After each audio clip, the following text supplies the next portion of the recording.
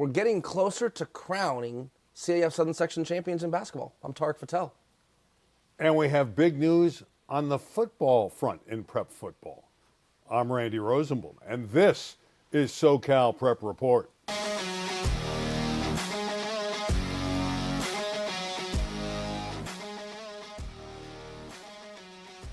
I can hear the rain right now off the roof. It's very loud here. I can't believe how hard it's raining. There's the Port of LA. You can't see anything. The clouds. What happened to our beautiful Southern California weather? All right, let's get into some sports here with Tarek Fattel, my running mate. There's a leak. There is a leak. Speaking of a leak, I every Monday tune into the Fattel Factor to get my inside stuff on prep sports. Here we go. And you weren't on Monday night, Yep. and I'm not happy about it. Got a little, you can tell in the raspiness of my voice. I got a little cold and coming on the other side of it. But yeah, Monday night had the holiday. My daughter had pink eye. Like, it was bedlam at the Fattel residence in Chatsworth. We just decided on Monday night, let's take a hiatus. We'll be back the following Monday night, and the world will be just fine. Turnovers, missed foul shots. I don't want excuses. I don't want any excuses. Okay. You weren't on the air. All right, let's take a look at this prep basketball scene. We'll start with the Open Division. These are still bracket games. This is the end of the brackets.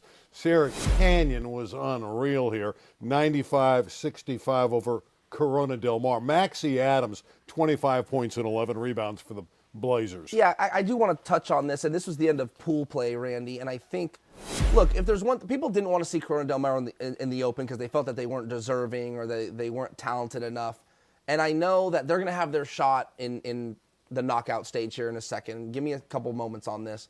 Here's one thing that Corona Del Mar players, and Coach Jason Simcoe agreed with me, that those boys went on the road to Chatsworth and played 2 McDonald's All-Americans in Sierra Canyon, and I will guarantee you, 30 years from now, when they're all still friends, they will talk about that game because Brandon McCoy is going to go to the NBA, and they're going to remember the night they played Brandon McCoy when he was in high school before the NBA. And I know that's not why the Open Division is created, but those are real high school moments you can never get back.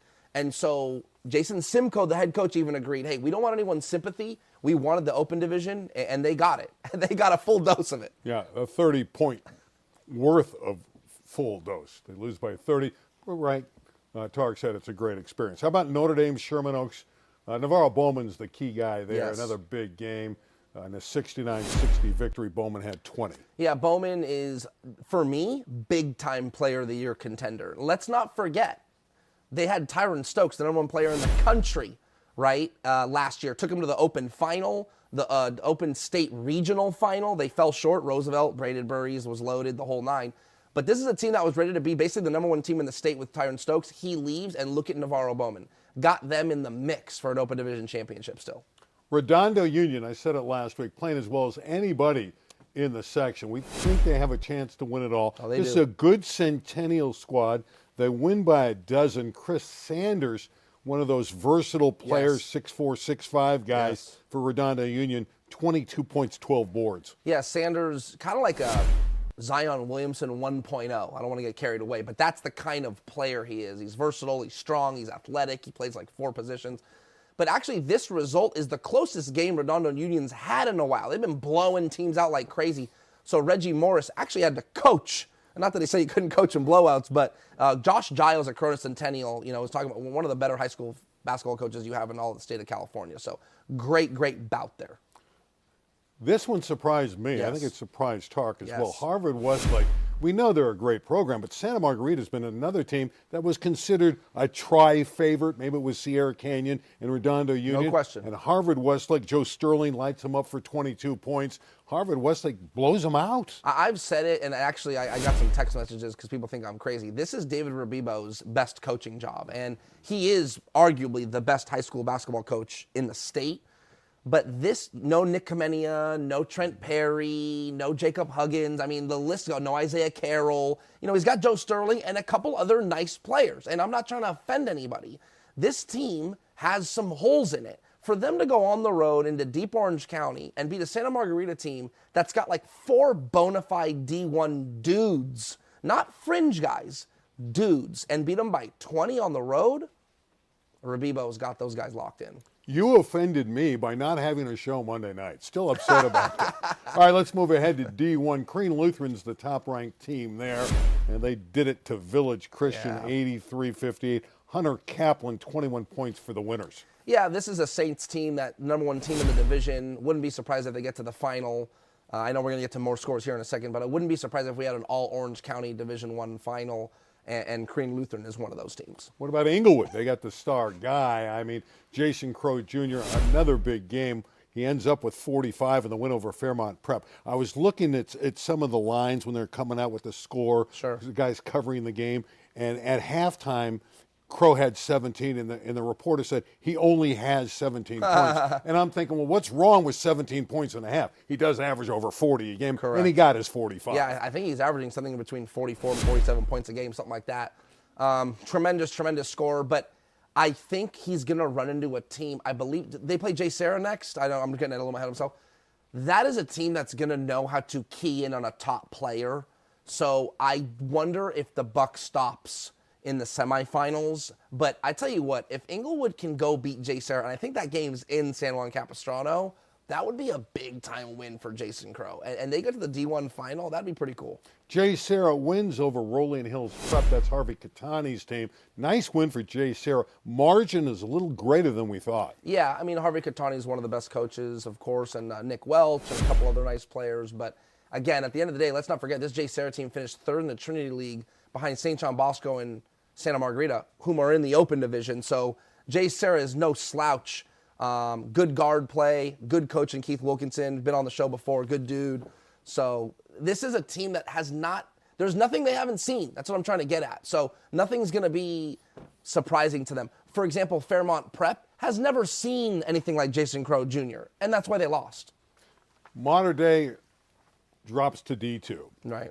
Now they have 3 straight wins. This is the most impressive one, beating El Dorado on the road. El Dorado had won 27 games coming into this contest. And for Modern Day, they're up to 20 wins. And with the 3 wins in the playoffs, their record is starting to look respectful. Yeah, I believe, all these semifinalists, Randy, just to remind the viewers, they've all qualified for the state playoffs now. You just have to get to the semifinals in all the divisions, and you've qualified for state. So even if Modern Day loses in the semi, they're going to the state playoffs. They'll have more games to play. You know, everyone has contention about them dropping down to D2. They just really weren't that good. They finished 4th in the Trinity League. I think they had like 12, 13, 14 losses, something like that, 14 losses. So this is an obscure Modern Day team. We're used to seeing them as a blue blood, a juggernaut, and they're just not that. You know, are they rolling through D2? Not because they're that good. I just think, again, they're so used to high-level basketball, and everyone else isn't. I would not be surprised if Modern Day did not win the D2 title. It would not surprise me. They got a chance, though, and they keep winning. Gary McKnight gets the job done year in and year out there. One of the great coaches in high school basketball in the country. All right, how about Blair? Their season comes to an end. We have a friend there who coached for Blair this year. By the way, Trabuco Hills and Blair went 3 overtimes in this game. Derek Taylor is the coach at Blair. We know him very well from his days at Taft and St. John Bosco. Does a great job. Blair wins over 20 games his first year there. Yeah, you know, let's not forget Blair. I think they lost their best player. I'm drawing a blank on his name, but it might have been Timmy Anderson, something like that. He leaves. So Derek Taylor comes in. And let's not forget, Blair is in Pasadena, you know, impacted by the fires and things of that nature. So he comes into a program that really needed a pick-me-up. And so in his first year, for him to get to the quarterfinals of Division IV is pretty impressive. In D4, let's talk about the Shall Have It. This is quite a story. A couple of games ago, they won in overtime, coming from 10 down in the final 3 minutes. Then they play Palm Springs. They win on a Sam Jacobson shot at the buzzer. And now they play Jordan of Long Beach, and they win on another buzzer beater by Sam's brother, Ben. Yeah, I think we have footage of it. I wonder, here it is. Everyone's kind of yelling because they think that this is a travel right here. Let's see. I'm not really seeing it, but look, hey, miss a box out, don't stay locked in, and you lose a game. So those are the things that grow gray hair on a coach, where it's like if someone just puts a body on Ben Jacobson, he doesn't get a rebound. He at least doesn't get a clean look at this thing. Everyone's watching. No one's putting a body on. Look at Zero, just all by himself. There it is, bucket. Beautiful. It's beautiful. So now Shall Have It and Coach Tim Tucker, they're going to the semifinals, and though Tim is not exactly Mr. Charisma, and I think he would not, he'd not jump up and down, but I know he's happy. He's also a heck of a coach, and he loves his players.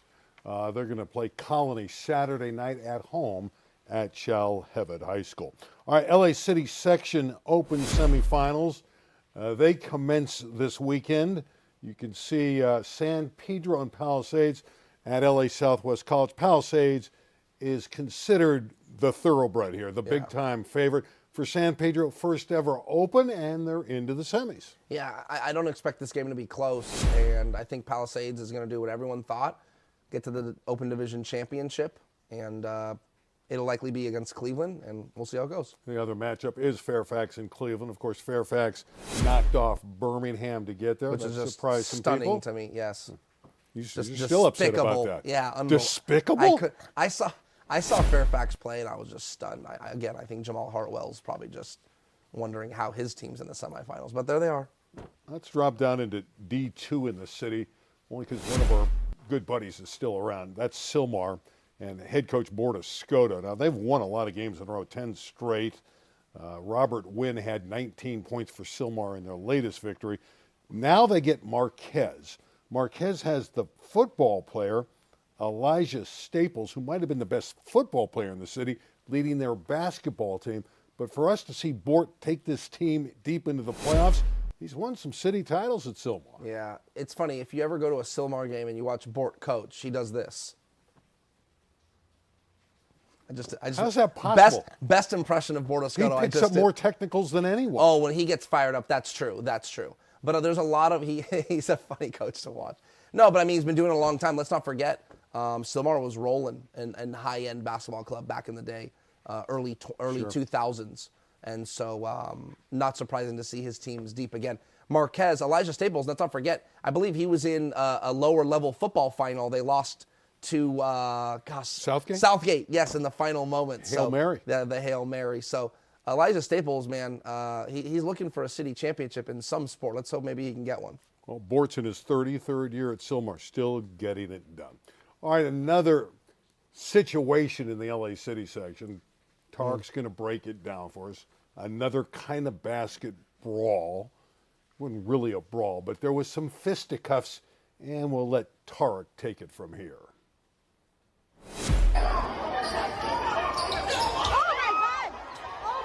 Hi everybody, Tarek Fattel here. Yes, you saw a high school basketball player trying to throw punches at a basketball official. Let's get into it. We're going to highlight number 0 here on Dorsey High School. Dorsey is hosting Downtown Magnets in a city playoff game. That foul there that we saw at the beginning of the video, his 4th foul. With 4 to go, Dorsey's up 2 points. Coach is taking this player out, probably to protect him for a few minutes, likely to put him back in the game. 0 is a starter. On the way to the bench, he clearly says something. He gets a technical foul. The opposing team clapping it up on the tech. Free throws come. So that there's a little bit of a separation here. We see our player on the bench. He does not come back into the game. These free throws get taken, and we're going to skip forward.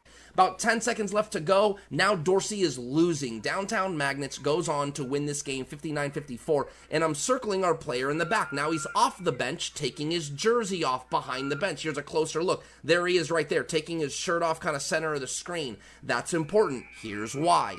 Clocks hit 0. Game is over. Downtown Magnets is celebrating. Young man with now no jersey on comes and confronts the official, bumps into him, talks to him intently. Look at this. The official just falls to the ground. Very, very odd. The player continues to talk to him while he's on the ground. Now, we got the scoreboard bug there on NFHS. Nothing we can do about that, so we're watching as best we can. But here's what happens. The player's now being held back by teammates. He gets free and starts throwing punches at the official. I do know that this player is a senior, so this was his last high school game. Here's a different angle of it. Breaking free, throwing punches at the official.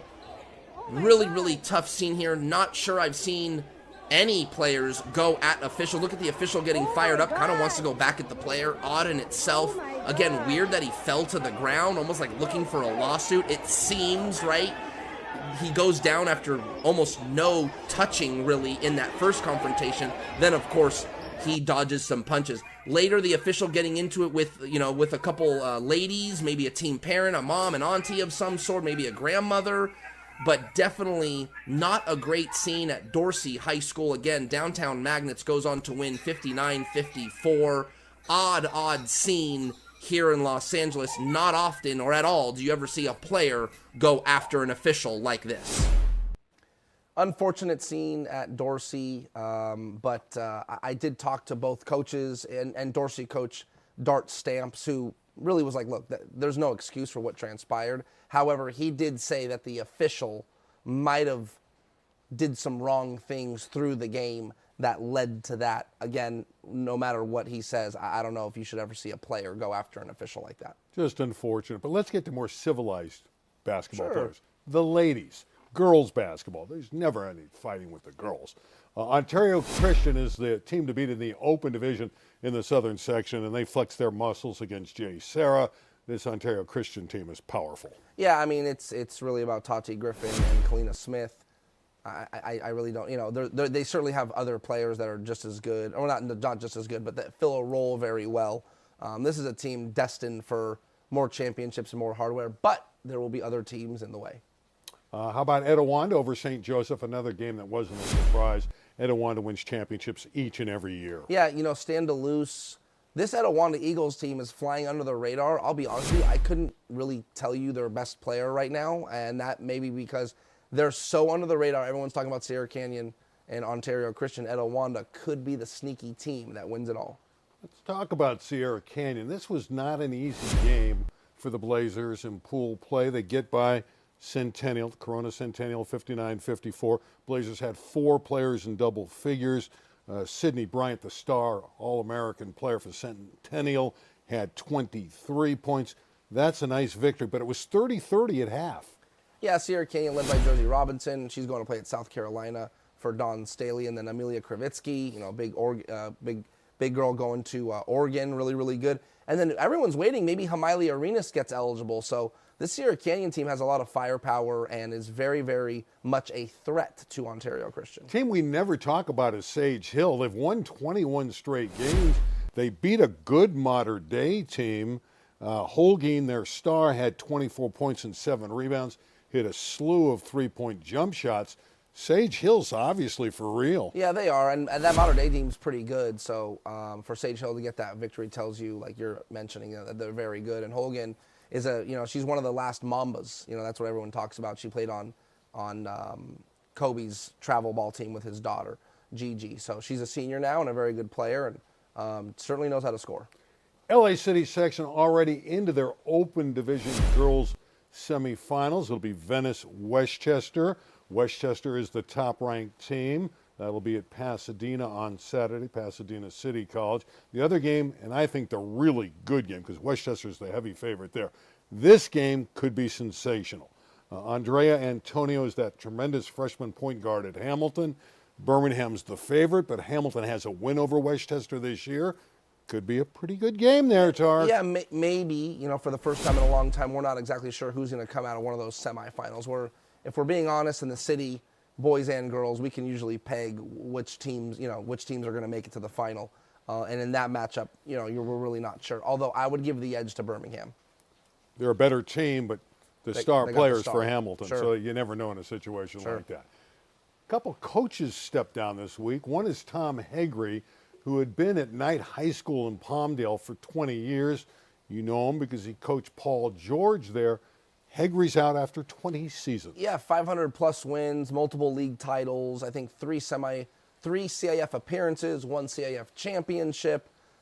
He's from Minnesota. He told me he's going back to Minnesota and wants to spend the time on the lake. I mean, this guy's really trying to just lay low after retirement. However, he did tell me he doesn't think his coaching days are over. So maybe when he goes back to his hometown and so on, maybe he starts coaching again.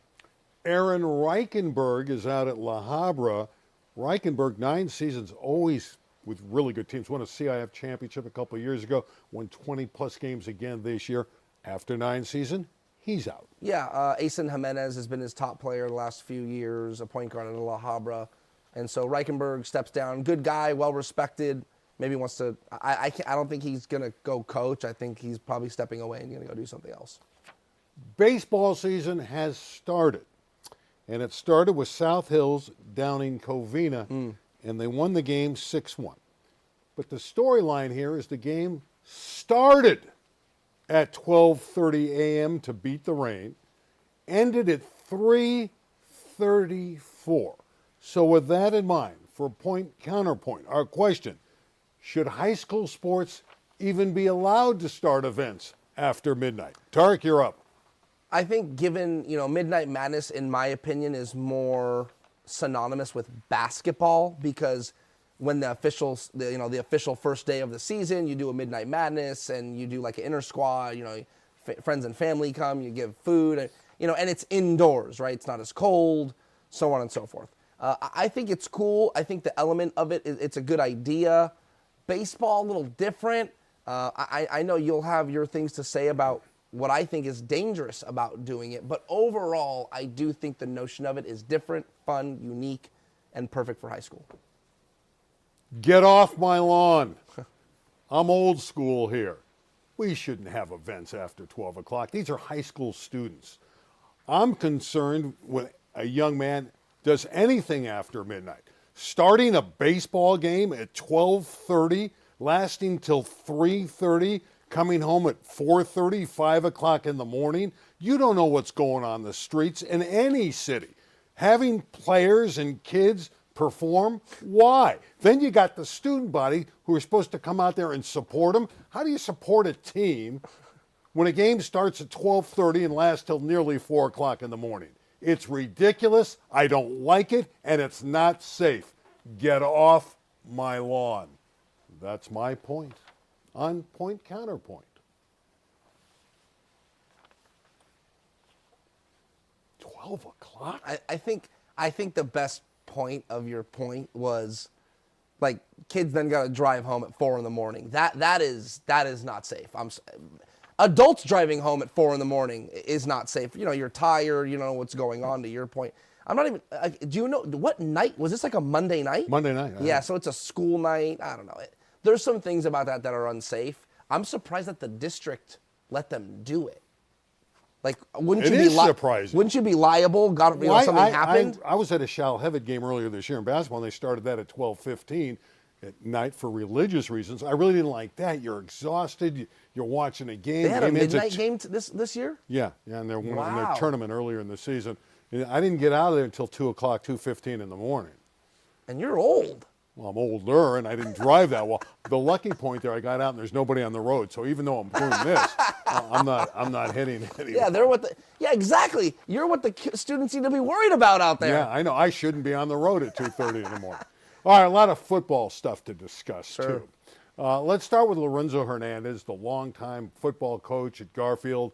Has not been the football coach for about a year now. Was the AD at Garfield. Suddenly he pops up, and he's hired this week to be the head football coach at Whittier High School. Yeah, I think it's a good hire in regard to name recognition, someone that's done it a long time. He's going to coach kids. He's going to grow kids. They're going to get better.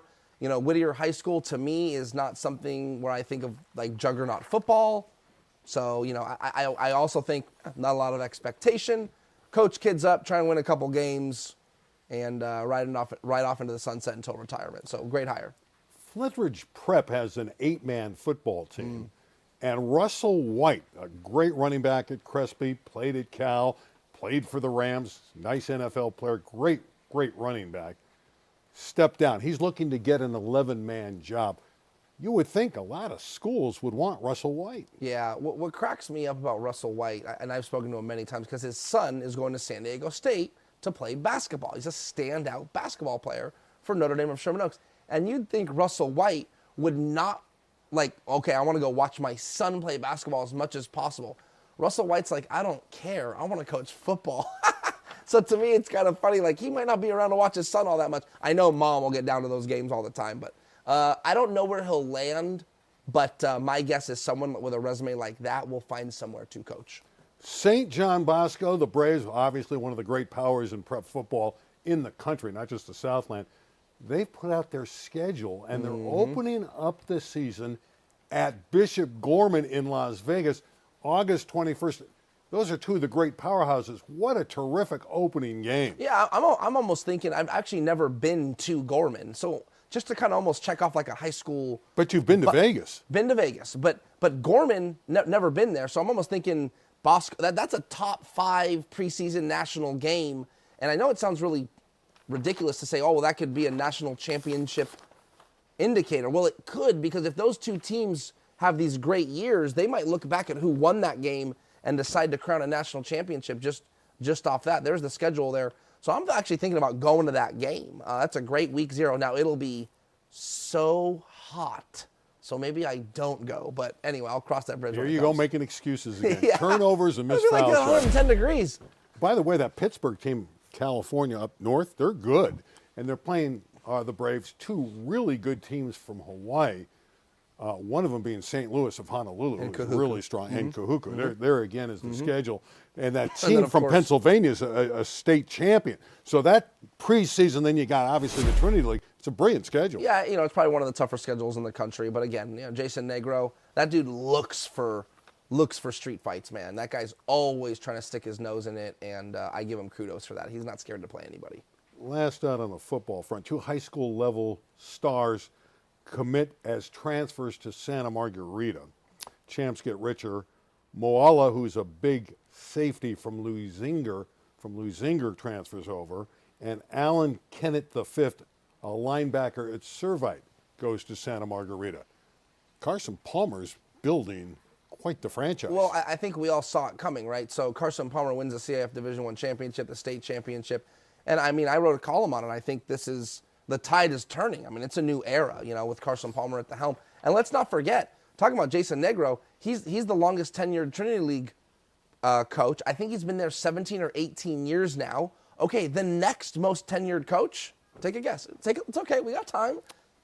We have 3 minutes, and I might not be able to figure that out. No, you're going to do it. Come on. No. I got other subject matter. My point is you want to get out of it because the answer is Raul Lara. He's only been there 2 years. No way. That's my point is the Raul Lara's the second most tenured coach in the Trinity League? Yeah, because the other 3 teams have new coaches. You got 3 openings this year. My point is that it's not just Carson Palmer and his winning ways. There's just a new era altogether in the Trinity League with these new coaches. Half the league has new coaches. Well, we got the quarterfinals coming up in open basketball, and let's see. We got Santa Margarita at Sierra Canyon, Centennial at Notre Dame, Crespi at Harvard Westlake, so those rivals meet. And then there's La Mirada at Redondo. Anything stand out for you there? I mean, the Sierra Canyon Santa Margarita game is big because they're the 1 and the 2 seed. So it's odd to see them in the quarterfinals. I think the CIF, as much as I love Jerry DeFabius, they might have messed up this format a little bit. They should have done pool play and then simply just whoever qualified reseed like the NFL does. Pool play has knockout games. 2 teams that won't go to the state, and those games are Corona Del Mar, and they're going to play at St. John Bosco, and Etiwanda at Damien, which is a phenomenal rivalry. I think they split again this year. Now they're playing for an opportunity to keep their season alive and get in the state. Yeah, and that to me is probably the most fun part of this format is you can earn your state playoff berth on the floor. There's no playing games, your pool play games, and then, where are the tiebreakers? Do we advance? Do we not? It's like you win, you advance. You lose, you go home. End of story. I'm going to get this story in you thought I would never get in. It's not on the rundown. The Birmingham girls in water polo. Oh my gosh. I know you didn't want me to really do this. No, I felt bad because your Birmingham boys basketball team lost. Okay, so the Birmingham girls in water polo knock off Granada Hills 18-9. It was Wednesday night. 2 in a row now in open water polo for the girls of this very fine Birmingham team, and 3 out of the last 4. They had 1 girl score 8 goals, another one scored 6 goals. The Patriots are number 1 in girls water polo. Shout out to AD Rick Presont. That's it. That's all I got. He's a Hall of Famer. Where are you going this weekend? Friday, I will be at Sierra Canyon Mater Dei, and then I potentially on Saturday night will try and find a girls basketball game to go to. I'll be at Shalhevet on Saturday night for Shalhevet and Colony. For Tarek, I'm Randy. That's it. That's a wrap on SoCal. We're going to try a little something different. Report. Randy, you're going to stay dry, everybody. You're going to catch this and toss it back to me. Okay. Now, Hey.